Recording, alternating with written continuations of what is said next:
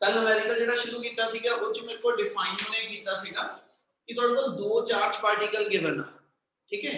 एक q coulomb charge ਸੀਗਾ ਉਹਦੀ वैल्यू 5 माइक्रो कूलम, एक सेकंड चार्ज ਸੀਗਾ ਜਿਹਦੀ वैल्यू ਮੇਰੇ ਕੋਲ 3 माइक्रो कूलम, और ਇਹਨਾਂ ਦੋਨਾਂ ਚਾਰजेस ਦੀ स्पेस ਦੇ ਵਿੱਚ ਲੋਕੇਸ਼ਨ ਦਿੱਤੀ ਸੀਗੀ, ठीक है। ਉਹਨਾਂ ਚੋਂ ਇੱਕ ਚਾਰਜ ਜਿਹੜਾ q1 ਸੀਗਾ ਉਹਨੇ ਡਿਫਾਈਨ ਕੀਤਾ ਕਿ ਸਪੇਸ ਜਿੱਥੇ ਲਾਈ ਕਰਦਾ ਪਿਆ ਉਹਦੇ ਕੋਆਰਡੀਨੇਟ x y ਤੇ z यानी 1 मीटर 3 मीटर ਤੇ 2 मीटर गिवन।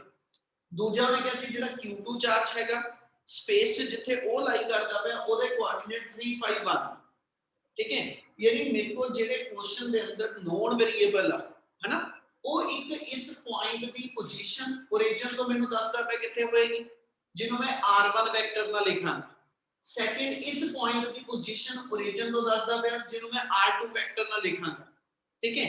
ये दो मेरे नोन वेरिएबल्स ने, नाल ਇਹਦੇ q1 ਤੇ q2 ਮੇਰੇ नोन वेरिएबल ਆ। ਮੈਨੂੰ ਉਹਨੇ क्वेश्चन ਚ ਕਿਹਾ f12 फोर्स ਤੇ f21 फोर्स ਦੀ वेक्टर फॉर्म ਕੱਢੋ, और सेकंड इस फोर्स दोनों का मैग्नीट्यूड भी ਕੱਢੋ ਕੀ आया। क्या इतनी गल क्लियर है? Yes sir, yes sir. ਆਪਾਂ ਫਿਰ ਇਹ ਗੱਲ ਸ਼ੁਰੂ ਕੀਤੀ ਸੀਗੀ ਕਿ f12 ਜਾਂ f21 ਜਦੋਂ ਕੈਲਕੂਲੇਟ ਕਰਨਾ ਇਹਦਾ ਫਾਰਮੂਲਾ ਕਿਹੜਾ ਲੈਣਾ। ਜਨਰਲੀ ਫੋਰਸ ਦਾ formula k q1 q2 r² ਆ ਜੇ ਕੱਲਾ ਫੋਰਸ ਦਾ ਮੈਗਨੀਟਿਊਡ ਕੱਢਣਾ, ਪਰ ਜੇ ਫੋਰਸ ਦੀ ਵੈਕਟਰ ਫਾਰਮ ਕੱਢਣੀ ਹੈ ਹਨਾ ਤੇ ਇਹਦਾ ਫਾਰਮੂਲਾ ਆਪਾਂ ਡਿਫਾਈਨ ਕੀਤਾ ਸੀਗਾ ਕਿ ਜੇ f12 ਫੋਰਸ ਲਿਖਾਂ ਉਹਦਾ formula k q1 q2 into bracket के अंदर शो कर देते r1 vector minus r2 vector, नीचे r1 vector minus r2 vector दे मॉडुलस दा क्यूब। ये f12 दी वैल्यू सीगी।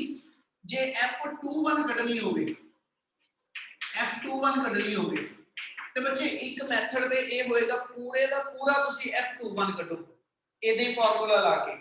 दूजा एक चीज दिमाग च लाओ ਤੇ ਇੱਕ ਫਾਰਮੂਲਾ ਕੈਲਕੂਲੇਟ ਕਰ ਲਓ, ਇੱਕ ਡਾਇਰੈਕਟ ਲਿਖ ਸਕਦੇ ਹੋ। ਆਪਾਂ ਨੂੰ ਇੱਕ ਪ੍ਰੋਪਰਟੀ ਪਤਾ ਕਿ ਕੂਲਮਸ ਲਾਅ ਵਿਲ ਓਬੇ ਦਾ Newton third law. Coulomb's law ਜਿਹੜਾ ਵਾ ਉਹ ਨਿਊਟਨ ਦਾ ਥਰਡ ਲਾਅ ਓਬੇ ਕਰਦਾ। ਨਿਊਟਨ ਦਾ ਥਰਡ ਲਾਅ ਕਹਿੰਦਾ action and reactions are equal and opposite. ਜਿੰਨੀ ਫੋਰਸ A ਚਾਰਜ ਦੇ ਉੱਪਰ B ਚਾਰਜ ਲਗਾ ਰਿਹਾ ਐਗਜ਼ੈਕਟਲੀ ਓਨੀ ਫੋਰਸ ਹੀ B ਚਾਰਜ ਦੇ ਉੱਪਰ A ਵੀ ਲਗਾਏਗਾ। ਸਿਰਫ ਫਰਕ ਇਹ ਹੋਏਗਾ दोनों फोर्सेस इक्वल स्ट्रेंथ दियां ने बट ओपोजिट डायरेक्शन दियां ने, इसलिए जिन्नी वैल्यू थोड़ी f12 दी आएगी f21 दी वैल्यू सेम f12 दे इक्वल होएगी बट माइनस ला दी। ਇਹਦਾ मतलब ਇਹ ਹੋਇਆ ਆਪਾਂ ਇੱਕ ਵੈल्यू ਜਿਹੜੀ ਆ ਉਹ ਕੰਪਲੀਟ ਕੈਲਕੂਲੇਟ ਕਰਾਂਗੇ और सेकंड वैल्यू लिखਣ ਲੱਗੇ ਇਸੇ ਵੈल्यू ਦੇ ਅੱਗੇ ਇੱਕ ਮਾਈਨਸ ਸਾਈਨ ਲਗਾ ਦੋ, ਠੀਕ ਹੈ, ਤੇ ਤੁਹਾਡੇ ਕੋਲ ਸੈਕੰਡ ਵੈਕਟਰ ਦੀ ਵੈल्यू ਆ ਜਾਏ। क्या ਇੰਨੀ ਗੱਲ ਪਹਿਲਾਂ ਸਮਝ ਲੱਗ ਰਹੀ? Yes sir. उधर अगला पोर्शन न्यूमेरिकल ਦਾ ਸ਼ੁਰੂ ਕਰਨ ਤੋਂ ਪਹਿਲਾਂ ਜੇ ਇੰਨੀ ਚੀਜ਼ ਦੇ ਅੰਦਰ ਕੋਈ ਡਾਊਟ ਹੈ ਤੇ ਇੱਕ ਵਾਰੀ ਪਹਿਲਾਂ ਬੋਲੋ ਜ਼ਰੂਰ, ਠੀਕ ਹੈ। ਉਹ ਸਟੈਪ ਰਿਪੀਟ ਕਰ ਦੇਣਾ। ਜੇ ਇੰਨਾ ਕਲੀਅਰ ਹੈ ਫਿਰ ਮੈਂ ਕੰਪਲੀਟ ਕਰਾਂ न्यूमेरिकल। क्या इतना क्लियर है? Yes sir. सर चलो डन। ਹੁਣ ਇੱਥੇ ਜੇ ਚੱਲੀਏ ਬੇਟਾ ਆਪਾਂ f12 ਫਾਈਂਡ ਆਊਟ ਕਰਨਾ। ਉਹਦੇ ਲਈ ਇੱਕ k ਦੀ ਵੈਲਿਊ ਸਟੈਂਡਰਡ ਆਂਦੀ ਹੈ ਸਾਡੇ ਕੋਲ ਵੈਲਿਊ ਕਿੰਨੀ ਆ q1 q2 ਦੀ ਵੈਲਿਊ ਵੀ ਨੋਨ ਆ, नहीं नोन ते r1 वेक्टर ते r2 वेक्टर है।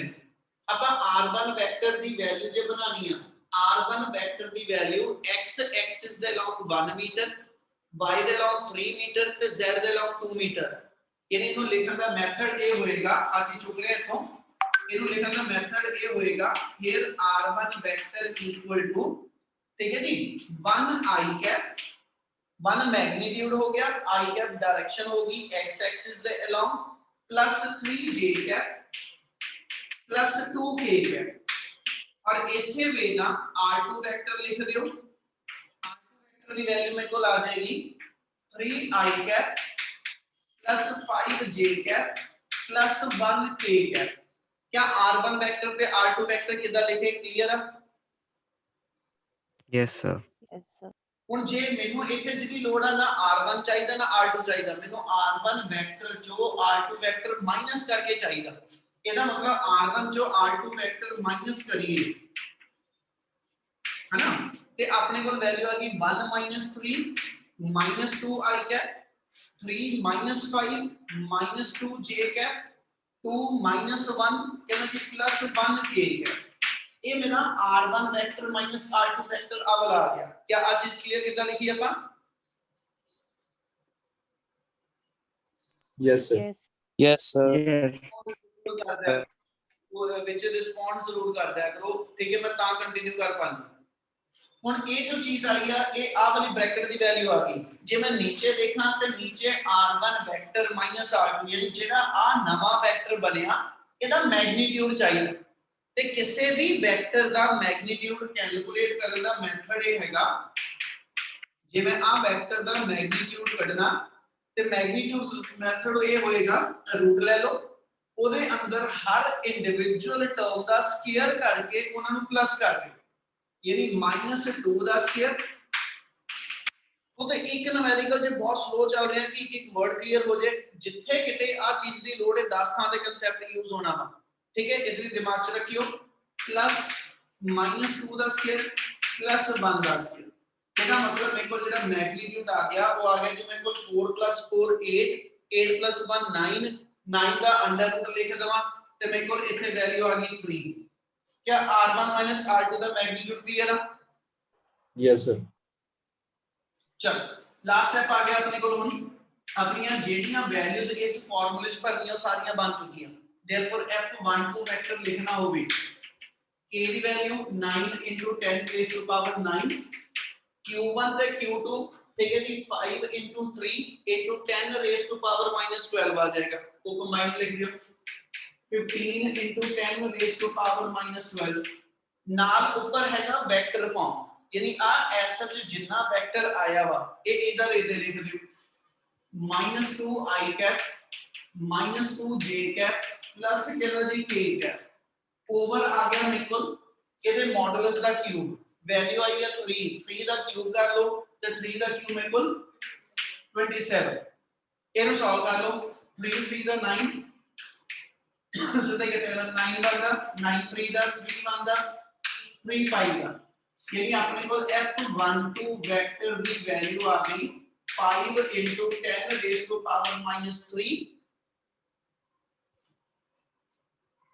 ठीक है जी। 5 * 10⁻³ into -2 i cap -2 j cap plus k cap आ वैल्यू आ गई f12 दी, ठीक है। ते जे f21 लिखना जे f21 लिखना यही सारा कुछ दोबारा डिटो सिर्फ इतना आगे माइनस ला दो, ठीक है, यानी -5 * 10⁻³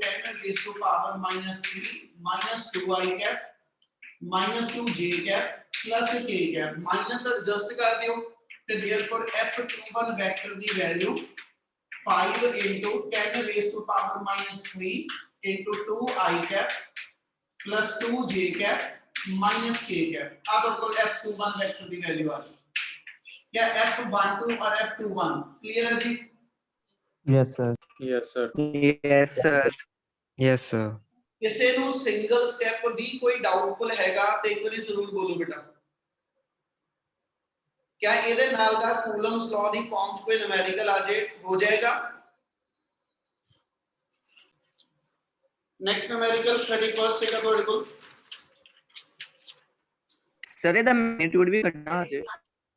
ਹਾਂਜੀ ਮੈਗਨੀਟਿਊਡ ਪੁੱਤ ਸਿਰਫ ਪਹਿਲਾਂ ਕਰ ਦਿਓ ਨਾ, ਜਿਹੜੀ r2 ਦੀ ਵੈਲਿਊ ਆਈ ਆ ਕਿੰਨੀ ਸੀਗੀ 5 * 10 ਪਾਵਰ ਸੀਗੀ ਸਮਥਿੰਗ ਇਨਟੂ ਆ ਬ੍ਰੈਕਟ 'ਚ ਜਿਹੜੀ ਵੈਲਿਊ ਆ ਜਿੰਨੀ ਬ੍ਰੈਕਟ 'ਚ ਵੈਲਿਊ ਪਈ ਇਹਦਾ ਮੈਗਨੀਟਿਊਡ ਕੱਢ ਦਿਓ, ਜਿੰਨਾ ਉਹ ਮੈਗਨੀਟਿਊਡ ਆ ਗਿਆ ਉਹਨੇ ਨੇ ਇਹਨੂੰ ਮਲਟੀਪਲਾਈ ਕਰ ਦਿਓ ਆਪਣਾ ਕੱਲਾ ਮੈਗਨੀਟਿਊਡ ਆ ਜਾਏਗਾ।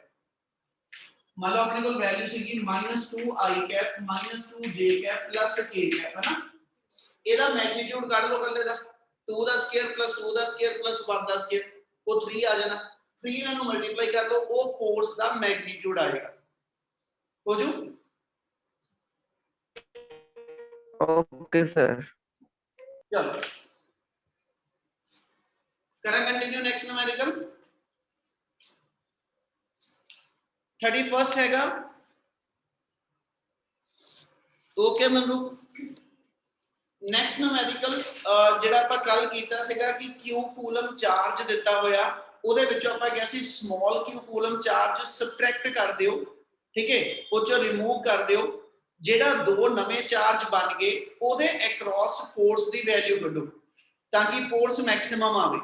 बेटा सेम उसे ही पैटर्न दे वाला न्यूमेरिकल आ स्टेटमेंट देखो एक बारी ਉਹਨੇ क्वेश्चन च की वर्ड यूज कीते आ two small charge sphere A and B they contain charges plus q1 and plus q2 now a charge dq is removed from the sphere A and is transferred to the sphere B find the charge on each sphere ठीक है for maximum electric force between them खुद हैगा कल वाले question दे नाल दा ही है सिर्फ थोड़ी चेंज किथे वो गल फिर समझ लियो मैंने ने आ क्या कि मेरे को दो स्फीयर हैगे स्फीयर A और स्फीयर B A स्फीयर ते q1 चार्ज हैगा इधर ते q2 चार्ज है A स्फीयर दे विचों मैं dq चार्ज रिमूव करने और ਇਹਦੇ ਕੋਲੋਂ ਲੈ ਕੇ ਇਹਨੂੰ ਸਪਲਾਈ ਕਰ ਦਿੱਤੇ ਇਹਦਾ ਮਤਲਬ ਜੇ ਮੈਂ ਇਸ ਦੇ ਕੋਲੋਂ ਇਹਨੂੰ dq ਚਾਰਜ ਸਪਲਾਈ ਕਰਾਂਗਾ ਠੀਕ ਹੈ ਤੇ ਜਿਹੜਾ a ਦੇ ਉੱਤੇ ਨਵਾਂ ਚਾਰਜ q1 ਡੈਸ਼ ਆ ਜਾਏਗਾ ਹੈ ਨਾ ਉਹਦੀ ਵੈਲਿਊ ਲਿਖਾਂ ਤੇ q1 dq ਆ ਜਾਓ Yes, sir. Yes. dq charge ਇਹਨੂੰ ਦਿੱਤੇ ਆ ਇਹਦੇ ਨਾਲ ਇਹਦੇ ਚਾਰਜ ਦੀ ਅਮਾਉਂਟ ਅੱਗੇ ਨਾਲੋਂ ਵੱਧ ਗਈ ਇਹ ਨਾਲ ਜਿਹੜਾ ਨਵਾਂ q2 ਡੈਸ਼ ਹੋਏਗਾ ਉਹਦੀ ਅਮਾਉਂਟ ਮੇਰੇ ਕੋਲ q2 dq ਬਣ ਜਾਓ क्या ये निकल क्लियर है जी Yes, sir. Yes, sir. ਹੁਣ ਉਹਨੇ ਕਿਹਾ ਕਿ ਜਦੋਂ ਇਹ ਨਵੇਂ ਦੋ ਚਾਰਜ ਦੀ ਅਮਾਉਂਟ ਆਈ ਇਹ ਕਿੰਨੀ ਅਮਾਉਂਟ ਹੋਏਗੀ q1 ਡੈਸ਼ ਕਿੰਨਾ ਹੋਏਗਾ q2 ਡੈਸ਼ ਕਿੰਨਾ ਹੋਏਗਾ ਠੀਕ ਹੈ so that force between these to charge that become maximum मतलब ਇਹ ਹੋ ਗਿਆ ਮੈਂ ਜੋ ਕਿੰਨਾ ਚਾਰਜ ਰਿਮੂਵ ਕਰਕੇ ਇਹਨੂੰ ਸਪਲਾਈ ਕਰਾਂ ਤਾਂ ਕਿ ਇਹਨਾਂ ਦੇ ਅਕ੍ਰੋਸ ਫੋਰਸ ਦੀ ਸਟਰੈਂਥ ਜਿਹੜੀ ਆ ਉਹ ਮੈਕਸਿਮਮ ਹੋ ਜਾਏ ਤੇ ਬੱਚੇ ਕੱਲ ਵਾਲੀ ਲਾਈਨ ਇਹੀ ਐਸ ਸੱਚ ਦੇਖੋ ਕਰਨੀ ਚਾਹੀਦੀ ਫੋਰਸ ਇਹਦਾ ਮਤਲਬ ਚਾਰਜ ਦੀ ਅਮਾਉਂਟ ਦੇ ਨਾਲ ਵੇਰੀ ਕਰਦੀ ਹੈ ਜੇ ਮੈਂ ਇਸ ਬਾਡੀ ਦੇ ਵਿੱਚੋਂ 1 ਕੂਲਮ ਚਾਰਜ ਕੱਢ ਕੇ ਇਹਨੂੰ ਸਪਲਾਈ ਕਰਾਂ ਕਿਆ ਉਦੋਂ ਫੋਰਸ ਮੈਕਸਿਮਮ ਆਈ ਕਿ ਮੈਂ ਇਹਦੇ ਵਿੱਚੋਂ 2 ਕੂਲਮ ਚਾਰਜ ਕੱਢ ਕੇ ਇਹਨੂੰ ਸਪਲਾਈ ਕਰਾਂ ਕਿ ਉਦੋਂ ਫੋਰਸ ਮੈਕਸਿਮਮ ਆਏਗੀ मतलब dq मेरा कांस्टेंट नहीं हैगा dq मेरा चेंजेबल है कहता dq कितना होएगा ताकि फोर्स जेडी वो मैक्सिमम हो जाए ਇਹਦਾ ਮਤਲਬ ਜੇ ਮੈਂ ਫੋਰਸ ਨੂੰ ਮੈਕਸਿਮਾਈਜ਼ ਕਰਨਾ ਵਾ ਹਨਾ ਤੇ ਮੈਨੂੰ ਕੱਲ ਵਾਲੀ ਇੱਕ ਪ੍ਰੋਪਰਟੀ ਜਿਹੜੀ ਆਣੀ ਚਾਹੀਦੀ ਦਿਮਾਗ 'ਚ ਕਿ ਵੀ ਫੋਰਸ ਵੇਰੀ ਕਰਦੀ ਪਈ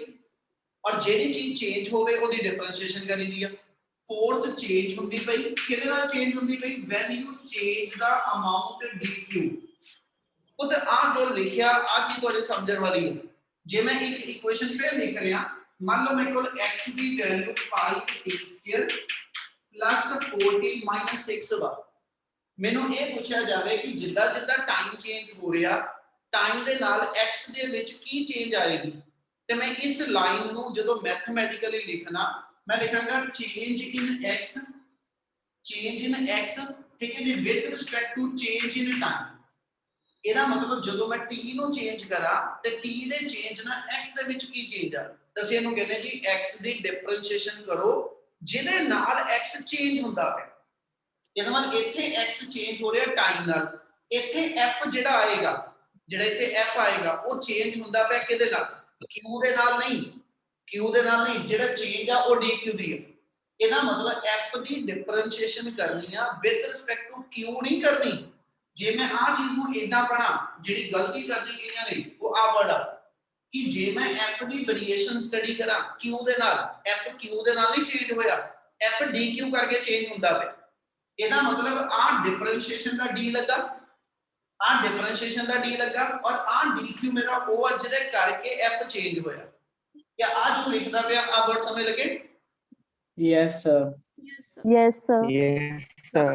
ਇੱਥੇ ਤੱਕ ਜਾਣ ਲਈ ਆਪਾਂ ਡਿਫਾਈਨ ਕਰ ਰਹੇ ਹਾਂ ਕਿ ਜੇ ਮੈਂ ਦੋ ਚਾਰਜ ਦੇ ਕ੍ਰਾਸ ਫੋਰਸ ਲਿਖਣੀ ਆ ਹੈਨਾ ਉਹਦੇ ਵਿਚਲਾ ਡਿਸਟੈਂਸ ਕੁਐਸਚਨ ਦੇ ਅੰਦਰ ਤੁਹਾਡੇ ਕੋਲ ਕੁਝ ਨਹੀਂ ਗਿਵਨ ਆਪਣੇ ਅਕੋਰਡਿੰਗਲੀ ਲੈ ਲਓ ਆਪਣੇ ਕੋਲ ਆ ਚੀਜ਼ ਆ ਜਾਏਗੀ we know that f equal to k q1 dash q2 dash over r square ਦੋ ਜਿਹੜੇ ਨਵੇਂ ਚਾਰजेस ਆਨੇ ਉਹਨਾਂ ਦੇ ਕ੍ਰਾਸ ਡਿਸਟੈਂਸ ਨੂੰ ਆਪਾਂ r ਸਿੰਬਲ ਦਿੰਨੇ ਪਏ ठीक है इतने q1 डैश ਤੇ q2 डैश ਦੀ ਵੈਲਿਊ ਭਰ ਦਿਓ ਆਪਣੇ ਕੋਲ ਆ ਗਈ term k Q1 minus DQ, Q2 plus DQ over आ गया जी R square. Now कल वाली कंडीशन रिपीट कर रहा. If F equal to F maximum, इतना दे ਜਦੋਂ numerical आ गए कि भी force दो चार्ज ਦੇ ਵਿੱਚ ਲਈ maximum ਹੋ ਜੇ minimum ਹੋ ਜੇ ਤੇ ਆ ਲਾਈਨ ਮੈਂ ਕੱਲ ਵੀ ਕਹੀ ਸੀ ਤੁਹਾਡੇ ਦਿਮਾਗ 'ਚ ਆਣੀ ਜ਼ਰੂਰੀ ਆ ਫਿਰ numerical attempt ਹੋ ਸਕਦਾ. If F equal to F maximum, ਜੇ force ਦੀ value change ਹੁੰਦੇ ਹੁੰਦੇ maximum ਹੋਈ ਤੇ ਉਸ ਕੰਡੀਸ਼ਨ ਦੇ ਅੰਦਰ ਇਸ force the differentiation with respect to dq, ठीक है, that should equal to 0. उधर आ लाइन जे नहीं समझ आवे ते numerical नहीं होना. क्या आ कंडीशन क्यों लिखी ये समझ लगी? Yes, sir. Yes, sir. Yes, sir. sir. चल ਹੁਣ ਆਪਣੇ ਅਕੋਰਡਿੰਗਲੀ ਜੇ ਆਪਾਂ numerical ਕੰਪਲੀਟ ਕਰਨਾ ਤੇ f ਦੀ ਜਿੰਨੀ ਵੀ ਤੁਹਾਡੇ ਕੋਲ ਵੈਲਿਊ ਹੈਗੀ ਆ ਉਹ ਇੱਥੇ ਸਬਸਟੀਟਿਊਟ ਕਰੋ ਤੇ dq ਦੇ ਨਾਲ ਉਹਨੂੰ ਡਿਫਰੈਂਸ਼ੀਏਟ ਕਰੋ. ਹੁਣ ਪਹਿਲਾਂ ਇਹੀ ਸਟੈਪ ਨੂੰ ਹਜੇ ਇੱਕ ਦੁਬਾਰਾ ਕਰਨ ਲੱਗਿਆ ਨੂੰ ਐਕਸਪੈਂਡ ਕਰ ਲਓ. ਜੇ ਮੈਂ ਇਹਨੂੰ ਐਕਸਪੈਂਡ ਕਰਕੇ ਲਿਖਾਂ k/r² ਇਨਟੂ ਬ੍ਰੈਕਟ ਓਪਨ ਕਰ ਦੋ, ਇੱਕ ਟਰਮ ਬਣ ਗਈ q1 q2, ਇੱਕ ਟਰਮ ਬਣ ਗਈ ਮੇਰੇ ਕੋਲ ਪਲੱਸ q1 dq, एक टर्म बन गई मेरे को माइनस q2 into dq और एक टर्म मेरे को बन गई माइनस dq स्क्वायर. क्लियर है जी? सिर्फ ਆਪਾਂ ब्रैकेट ओपन कीती है. क्लियर है? Yes, sir. Now next line से चलिए ते आ वाले स्टेप पे आ जाओ. d by d of dq, d by d of dq, d by d of dq और इतना लिखनी f ਦੀ ਵੈਲਿਊ. f ਦੀ ਜਿੰਨੀ ਤੁਹਾਡੇ ਕੋਲ ਵੈਲਿਊ ਆ ਉਹ ਇੱਥੇ ਪੁੱਟ ਅਪ ਕਰ ਦਿਓ. ਪੁੱਟ ਕਰਨ ਲੱਗੇ k/r² ਪਹਿਲਾਂ ਹੀ ਬਾਹਰ ਲਿਖਦਾ ਪਿਆ. ਠੀਕ ਹੈ, ਇੱਥੇ ਜਿਹਦੀ ਡਿਫਰੈਂਸ਼ੀਏਸ਼ਨ ਕਰਨੀ ਉਹ ਟਰਮ ਹੈਗੀ q1 q2 plus q1 dq minus q2 dq minus dq square. और जो इस सारी टर्म दी डिफरेंशिएशन आ इनो से जीरो ना इक्वेट करते हैं यानी इक्वल टू 0. क्या इना क्लियर? Yes, sir. ਹੁਣ Yes, sir. जीरो के वाली साइड जावे 0 ना r² multiply divided by k करें सारी टर्म 0 ही रहो. आ सारी टर्म चुक के इस साइड ले जा पुੱਤ ਤੇ 0 ना r² जाके मल्टीप्लाई होया 0 हो गया, 0 ना k डिवाइड होया 0 हो गया, यानी आ k/r² उस साइड जाके 0 हो जाओ. Yes, sir. Yes, sir. ਹੁਣ ਇੱਥੇ ਸਟੈਪ ਸਮਝੀ. Yes, sir. ਬੇਸ਼ੱਕ 1 ਮਿੰਟ ਲਈ ਲਿਖਣਾ ਛੱਡ ਦਿਓ, ਆ ਸਟੈਪ ਸਮਝਿਓ ਪਹਿਲਾਂ. ਹੁਣ ਜਦੋਂ ਡਿਫਰੈਂਸ਼ੀਏਸ਼ਨ ਕਰਨੀ ਆ ਇਹਨਾਂ ਚਾਰਾਂ ਸਟੈਪ ਦੇ ਵਿੱਚ ਡਿਫਰੈਂਸ਼ੀਏਸ਼ਨ ਤੇ ਡਿਫਰੈਂਸ਼ੀਏਸ਼ਨ ਹੁੰਦੀ ਪਈ dq ਦੇ ਰਿਸਪੈਕਟਿਵਲੀ. q1 ਇਸ ਬਾਡੀ ਤੇ q2 ਇਸ ਬਾਡੀ ਤੇ ਇਹ ਸ਼ੁਰੂ ਵਾਲੇ ਚਾਰਜ ਮੇਰੇ ਫਿਕਸ ਵਾ. ਇਹ ਕੋ 10 ਕੂਲਮ ਚਾਰਜ ਸੀਗਾ, ਇਹ ਕੋ 7 ਕੂਲਮ ਸੀਗਾ. ਜੇ ਮੈਂ ਆ ਪਹਿਲੀ ਟਰਮ ਲਵਾਂ q1 q2 ਇਹ ਚ ਬੱਚੇ ਕੋਈ ਵੀ ਟਰਮ ਚੇਂਜ ਨਹੀਂ ਹੋਣ ਵਾਲੀ, ਯਾਨੀ ਆ q1 q2 ਵਾਲੀ ਪ੍ਰੋਡਕਟ ਜਿਹੜੀ ਆ ਇਹ ਕਾਂਸਟੈਂਟ ਆ ਤੇ ਕਾਂਸਟੈਂਟ ਦੀ ਡਿਫਰੈਂਸ਼ੀਏਸ਼ਨ ਹਮੇਸ਼ਾ 0 ਹੁੰਦੀ ਆ. ਇਹ ਪ੍ਰੋਪਰਟੀ ਦਿਮਾਗ 'ਚ ਆਣੀ ਚਾਹੀਦੀ ਆ. ਇੱਥੇ dq ਲੱਗਿਆ, ਅਸੀਂ ਡਿਫਰੈਂਸ਼ੀਏਸ਼ਨ ਵੀ ਵਿਦ ਰਿਸਪੈਕਟ ਟੂ dq ਕਰ ਰਹੇ ਹਾਂ, ਯਾਨੀ ਇੱਥੇ ਵੇਰੀਏਬਲ ਹੈਗਾ, ਇੱਥੇ ਵੇਰੀਏਬਲ ਹੈਗਾ, ਇੱਥੇ ਵੇਰੀਏਬਲ ਹੈਗਾ, ਪਰ ਪਹਿਲੀ ਟਰਮ ਜਿਹੜੀ ਮੇਰੀ ਲਿਖੀ ਆ q1 q2, ਠੀਕ ਹੈ ਜੀ, ਇਹਦੀ ਡਿਫਰੈਂਸ਼ੀਏਸ਼ਨ 0 ਹੋ ਜਾਣੀ. ਕੀ ਆ ਗੱਲ ਸਮਝ ਲੱਗੀ? Yes, sir. Yes, sir. ਇਹਦਾ ਮਤਲਬ ਨੈਕਸਟ Yes, sir. ਇੱਕ ਸਟੈਪ ਵਧਾਣਾ ਪਿਆ, ਦਿਮਾਗ 'ਚ ਰੱਖ ਲਿਓ. ਆਪਾਂ ਸਾਰੀਆਂ ਟਰਮਸ ਦੀ ਡਿਫਰੈਂਸ਼ੀਏਸ਼ਨ ਸੈਪਰੇਟ ਕਰ ਦਈਏ. d by dq of q1 q2 plus d by dq of q1 into dq minus d by d of dq q2 into dq minus of d by d dq of dq square and the whole term equal to 0. ਆ step clear ਹੋਇਆ ਜੀ? ਸਿਰਫ ਇੱਥੇ ਹਰ term ਦੀ differentiation ਵੱਖਰੀ ਵੱਖਰੀ ਕੀਤੀ ਆ. Yes, sir. Yes, sir. ਇਹਦੇ ਵਿੱਚੋਂ ਪਹਿਲੀ ਟਰਮ ਜਿਹੜੀ ਸਾਰੀ ਕਾਂਸਟੈਂਟ ਆ ਤੇ ਕਾਂਸਟੈਂਟ ਦੀ ਡਿਫਰੈਂਸ਼ੀਏਸ਼ਨ 0 ਆ ਬੇਟਾ. ਜਦੋਂ ਇੱਥੇ ਡਿਫਰੈਂਸ਼ੀਏਸ਼ਨ ਕਰੂੰਗਾ ਇਹ ਚੋਂ q1 ਕਾਂਸਟੈਂਟ ਆ, ਡਿਫਰੈਂਸ਼ੀਏਸ਼ਨ ਦਾ ਪਾਵਰ ਰੂਲ ਕੱਲ ਦੱਸਿਆ ਸੀ कांस्टेंट टर्म डिफरेंशिएशन जो बाहर ਕੱਢ ਲਈ ਦੀ ਤੇ ਜਿਹੜੀ ਟਰਮ ਹੋਏਗੀ ਪਾਵਰ ਵਾਲੀ ਉਹਦੀ डिफरेंशिएशन ਕਰਦੇ ਵੀ ਵਿਦ ਰਿਸਪੈਕਟ ਟੂ dq ਪਏ ਨੂੰ ਕਰਦੇ ਵੀ dq ਦੀ ਪਏ ਨੂੰ जो दसदा पिया कंफ्यूजन ना बनाइयो आज ही देता कह रहा d/dx ऑफ x करा या d/dx ऑफ 5x करा ते पुत एदी डिफरेंशिएशन जे बोलिया जाएगा 5 कांस्टेंट आ बाहर लिख दियो x दी पावर 1 वा ते ए लाइन दिमाग च रखियो जदों किसी टर्म दी डिफरेंशिएशन करो और जे वो टर्म दी पावर 1 होवे ओदी डिफरेंशिएशन 1 बचदी है मैं इथे एक बार स्टेप सॉल्व करके दे रहा इनु दिमाग च रखियो इस वेले इथे x पावर 1 वा ते पावर रूल ए सेगा जिन्नी पावर आ बेस ना मल्टीप्लाई कर दियो ऊपर एक पावर माइनस कर दो आ सारी टर्म सॉल्व करा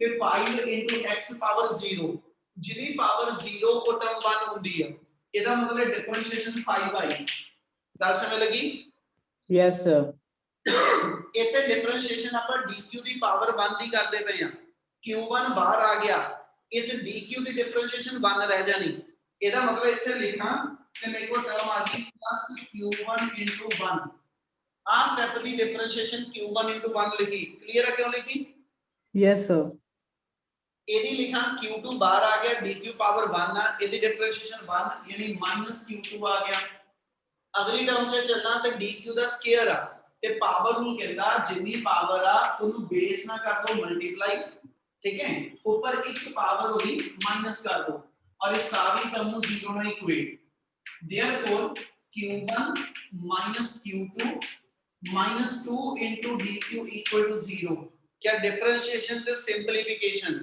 क्लियर है तक yes sir Yes, sir. Yes, sir. चल ਆਪਾਂ ਜੋ ਕੈਲਕੂਲੇਟ ਕਰਦੇ ਸੀ ਉਹ ਕੀ ਚੀਜ਼ ਸੀਗੀ dq कि भी dq वो कितना होएगा जी फोर्स दी वैल्यू मैक्सिमम आ सो इस इक्वेशन जो dq ਕੱਢ ਦਿਓ अपना आंसर बन जाएगा ਇਹਦਾ ਮੈਂ ਜੇ ਮੈਂ ਸੋल्व ਕਰਾਂ ਤੇ ਆਪਣੇ ਕੋਲ ਆ ਗਿਆ q1 q2 2 dq therefore dq ਦੀ ਵੈਲਿਊ ਆ ਗਈ q1 q2 2 क्या dq ਦੀ ਜਿੰਨੀ ਵੈਲਿਊ ਆਈ ਉਹ ਸਮਝ ਆਈ yes sir Yes, sir. ਸਮਝਿਓ ਗੱਲ ਅਜੇ ਕੰਪਲੀਟ ਨਹੀਂ ਹੈਗੀ ਮੇਰੇ ਕੋਲ ਕੁਐਸਚਨ ਜੋ ਨੇ ਕੀ ਪੁੱਛਿਆ ਸੀਗਾ ਉਹਨੇ ਆਪਾਂ ਕਿਹਾ ਸੀ ਫਾਈਂਡ ਦਾ ਚਾਰਜ ਔਨ ਈਚ ਸਫੀਅਰ ਆਪਾਂ ਜੋ ਕੱਢਿਆ ਕੀ ਚੀਜ਼ ਆਈ ਆ dq DQ. ਦਾ ਟ੍ਰਾਂਸਫਰ ਕੀਤਾ ਗਿਆ ਚਾਰਜ ਸੀ They trans. ਹੈ ਨਾ ਇੱਕ ਕੋ ਰਿਮੂਵ ਕੀਤਾ ਦੂਜੇ ਨੂੰ ਸਪਲਾਈ ਕੀਤਾ ਇਹਦਾ ਮਤਲਬ ਮੈਂ ਕੱਢਣਾ ਕੀ ਆ q1 ਡੈਸ਼ ਕਿੰਨਾ ਤੇ q2 ਡੈਸ਼ ਕਿੰਨਾ ਇਹਦਾ ਮਤਲਬ ਜਿੰਨੀ dq ਦੀ ਵੈਲਿਊ ਆਈ ਆ ਇੱਕ ਵਾਰੀ ਆ ਇਕੁਏਸ਼ਨ ਦੇ ਵਿੱਚ q1 ਚੋਂ ਇਸ dq ਦੀ ਵੈਲਿਊ ਮਾਈਨਸ ਕਰ ਦਿਓ q2 ਵੇਲੇ ਇਸ dq ਦੀ ਵੈਲਿਊ ਪਲੱਸ ਕਰ ਦਿਓ ਗੱਲ ਸਮਝ ਆਈ ਪੁੱਤ yes sir ਤੁਸੀਂ dq ਨਹੀਂ ਕੱਢਣਾ ਤੁਸੀਂ ਨਵਾਂ ਚਾਰਜ ਕੱਢਣਾ ਕਿੰਨਾ ਵਾ ਸਫੀਅਰ a ਦੇ ਉੱਤੇ ਤੇ ਚਾਰਜ a ਤੇ ਸਫੀਅਰ a ਦੇ ਚਾਰਜ q1 ਡੈਸ਼ ਆ ਤੇ q1 ਡੈਸ਼ ਕੈਲਕੂਲੇਟ ਕਰਨ ਲਈ q1 ਦੇ ਵਿੱਚੋਂ dq ਨੂੰ ਮਾਈਨਸ ਕਰਾਂਗੇ ਇਹਦਾ ਮਤਲਬ देयरफॉर अगली लाइन ਚ ਜੇ q1 ਡੈਸ਼ ਲਿਖਾਂ ਉਹਦੀ ਵੈਲਿਊ ਆ ਜਾਏਗੀ q1 ਮਾਈਨਸ ਆਫ ਆ ਹੋਲ ਟਰਮ q1 q2 2 ਇਹਨੂੰ ਸਿੰਪਲੀਫਾਈ ਕਰੋ ਤੇ ਇਹਦੀ ਸਿੰਪਲੀਫਿਕੇਸ਼ਨ ਤੇ ਆਪਣੇ ਕੋਲ ਜਿਹੜਾ q1 ਡੈਸ਼ ਆ ਉਹਦੀ ਵੈਲਿਊ ਆ ਗਈ 2q1 q1 q1 2q1 ਚੋਂ q1 ਮਾਈਨਸ ਕਰਾਂ ਤੇ q1 ਆ ਜਾਏਗਾ माइनस माइनस प्लस हो जाएगी प्लस q2 ओवर 2 आ मेरे को नवा q1 डैश की वैल्यू आ गई क्या क्लियर है Yes, sir. और जिन्ना q1 डैश आया पुत जब q2 डैश कटूंगे डिटो वर्ड च वो भी वैल्यू सेम आनी है मैं कैलकुलेट नहीं कर रहा सीधी लिख रहा q2 डैश भी सेम यही आना ठीक है तो q2 डैश की वैल्यू सेम इससे वे ना जिथे q2 से dq माइनस प्लस करके q2 डैश भी काट दूंगे हो जाएगा Yes, sir.